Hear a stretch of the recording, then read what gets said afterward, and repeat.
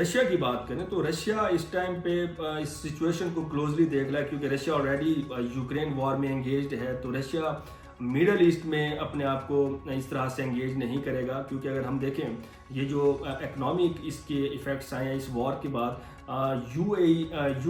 S A کو جو $2 billion کا اکنامک لاس ہوا ہے، ملٹری لاس، اور اگر ہم دیکھیں کچھ اسٹیٹس پہ تو جو ایران کے جو دیسی میزائل ہیں وہ کوئی 20 سے کوئی $50,000 کی ان کی کوئی ٹوٹل کاسٹ ہے، لیکن ان کو انٹرسیپٹ کرنے کے لیے، ان کو روکنے کے لیے جو ڈیفنس سسٹم ہے وہ کوئی $3 to $5 ملین کا ہے۔ تو ایک تو یو ایس اے کے لیے بھی یہ ایک اکنامک امپیکٹ ہے، اور جو کہ بہت بڑی اس ٹائم ورلڈ اکانومی ہے، سپر پاور ہے، تو اس چیز کو دیکھتے ہوئے رشیا میرا نہیں خیال کہ اس چیز میں ڈائریکٹ انوالو ہوگا، کیونکہ رشیا بھی اس کی اکانومی پھر اس میں انکلوڈ ہوگی، انڈائریکٹلی کہیں نہ کہیں تو سپورٹ ہو ہی رہا ہوگا، لیکن ڈائریکٹلی کوئی ملٹری ڈپلائمنٹ نہیں ہے۔ تو اس کا ایک اور امپیکٹ اگر ہم دیکھیں تو اگر یو ایس اے کے نوجوان یعنی کہ ملٹری لیڈرشپ اگر اس میں ماری جاتی ہے تو یو ایس اے کی جو پاپولیشن ہے، یو ایس اے کے جو سٹیزنز ہیں، دے ول نیور فارگیو ٹرمپ۔ ایک political instability U S A کے اندر سے بھی ایک پروڈیوس ہو سکتی ہے، ایک کیوس وہاں سے بھی انسٹیبلٹی ہمیں نظر آ سکتی ہے، جو کہ ہم ایزیوم ہی کر سکتے ہیں کہ اس کے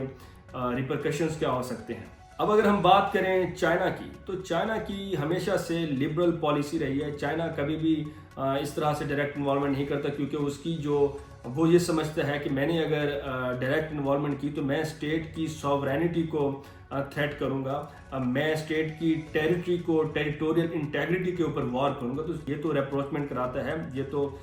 ریزولوشنز کراتا ہے، یہ تو وار میں جاتا ہی نہیں ہے، یہ تو ڈیولپمنٹ کرتا ہے، یہ تو اکانومی پر ٹریڈ کرتا ہے، ایگریمنٹس کرتا ہے۔ تو چائنا کبھی بھی اپنی اس وار کے لیے اپنی اسٹیٹ کا انٹرسٹ کبھی بھی اس کے لیے کمپرومائز نہیں کرے گی، وہ کبھی بھی اپنی سافٹ امیج کو اس وار کے لیے خراب نہیں کرے گی، کیونکہ ہم نے ڈسکس کیا تھا کہ اسٹیٹ کے 3 انٹرسٹ ہوتے ہیں، number 1 is security, number 2 is economy, and number 3 is ideology. تو چائنا اپنی اس ٹائم اکنامک انٹرسٹ کو دیکھتے ہوئے اور اپنی اکنامک لبرلزم کی آئیڈیالوجی کو دیکھتے ہوئے وہ کبھی بھی اس وار میں نہیں آئے گا۔ تو یہ کچھ پولیٹیکل امپیکٹس ہو سکتے ہیں، یہ کچھ اکنامک امپیکٹس ہیں جو ریئلٹی کے اوپر، جو اسٹیٹس کے اوپر مبنی ہیں۔ اور اس کے علاوہ ایران میں کیا ہوگا، جیسے کہ ہم نے پہلے بھی ڈسکس کیا کہ ایران میں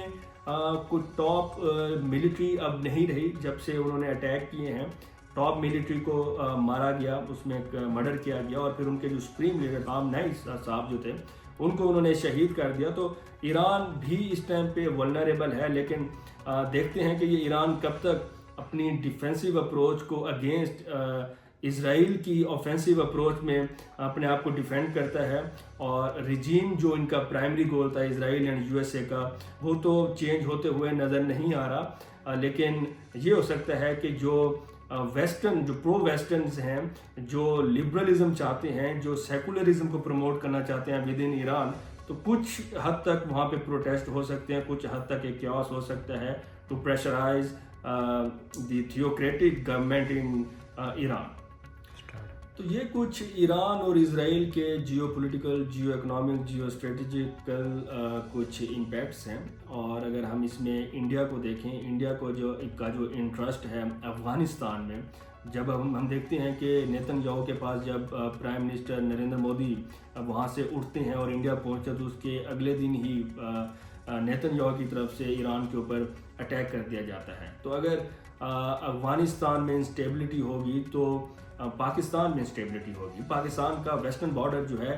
انسیکیور رہے گا، پاکستان کو ایک سیکیورٹی تھریٹ رہے گا، پاکستان کی انٹرنل جو اسٹیبلٹی ہے وہ کمپرومائز ہوگی۔ تو انڈیا ہمیشہ چاہتا ہے کہ پاکستان انسٹیبل رہے۔ تو ہم نے یہ دیکھا بھی کلبھوشن یادو کی فارم میں، جب کلبھوشن یادو کو بلوچستان سے پکڑا گیا تاکہ وہ بی ایل اے کو پرووک کریں، بی ایل اے کو سپورٹ کریں اور پاکستان میں ایک ڈس انٹیگریشن کا انوائرمنٹ کریٹ کریں، ان کی نیشنل یونٹی کو کمپرومائز کریں اور پاکستان میں ایک انسٹیبلٹی کو کریٹ کیا جائے. اور دوسری طرف اگر ہم دیکھیں پاکستان اور افغانستان کی بھی اس ٹائم وار چل رہی ہے, اس کا فائدہ لیتے ہوئے انڈیا افغانستان کو ہمیشہ سے سپورٹ کرتا رہا ہے, جیسے کہ وہاں پہ انویسٹمنٹ کر کے کچھ ڈیمز کے اوپر تاکہ پاکستان کی اور افغانستان کی نہ بنے. تو پاکستان کو تھریٹ کرنے کے لیے, پاکستان کو ڈسٹیبلائز کرنے کے لیے انڈیا ہمیشہ چاہے گا کہ وہ افغانستان میں بیٹھ کر جو ہے نا, یا افغانستان کو سپورٹ کر کے اگینسٹ پاکستان جو ہے نا کچھ ایکٹس کر سکیں with the help of Israel. اور اگر ہم اس کو تھوڑے سے براڈر کانٹیکسٹ میں دیکھیں تو اگر ریجیم چینج ہو جاتی ہے لیٹس سپوز, تو پھر ایران میں جو گورنمنٹ ہوگی وہ پرو ویسٹرن ہوگی. پرو ویسٹرن گورنمنٹ کا مطلب یہ ہے کہ یہ اس بارڈر پہ بیٹھ کر ایشیا میں پاکستان کے ساتھ کہیں نہ کہیں چائنا کنٹینمنٹ کی بھی پالیسی ہوگی کہ چائنا کو ساؤتھ ایشیا میں, چائنا کو ایشیا میں کنٹین کیا جائے تاکہ چائنا کی جو اکنامک گروتھ ہے اس کو روکا جائے. تو اگر ہم اس کو تھوڑا سا پیچھے جا کے سوچیں, دیکھیں کہ یو ایس اے نے اپنی ہارڈ پاور یوز کرتے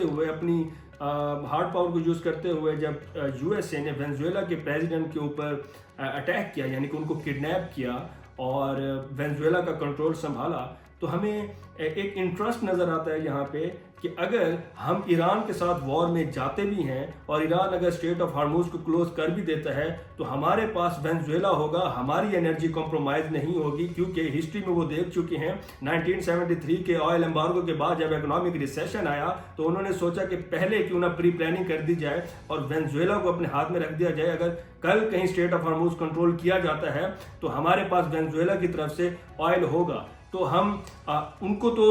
سیکیور انہوں نے اپنا انٹرسٹ کر لیا, لیکن اس سے امپیکٹ کس کے اوپر ہوگا؟ چائنا کے اوپر, کیونکہ چائنا کے جو وہاں سے آئل جاتا ہے وہ ڈسرپشن سے, تو چائنا کو کہیں نہ کہیں کنٹینمنٹ کی پالیسی, چائنا کو کہیں نہ کہیں اکنامک ڈسرپشن کی ایک ہمیں نظر آتی ہے کہ اگر ہم براڈر کانٹیکسٹ میں دیکھیں تو یو ایس اے کہیں نہ کہیں چائنا کو بھی کنٹین کرنا چاہتا تھا, اور کہیں نہ کہیں چائنا کو تائیوان سے اور ساؤتھ چائنا سی سے اس کی اٹینشن, اس کا جو پرائمری گول, اس کی جو پالیسی ہے وہاں سے ڈائیورٹ کر کے اس کو میڈل ایسٹ میں لانا چاہتا تھا. لیکن ہم ڈسکس کر چکے ہیں کہ چائنا کبھی بھی ڈائریکٹ وار میں نہیں آتا, وہ کبھی بھی اپنے پرائمری گولز کو کمپرومائز نہیں کرتا. تو یہ کچھ اس وار کے امپیکٹس ہو سکتے ہیں جو میں نے آپ لوگوں کے ساتھ ڈسکس کیے ہیں.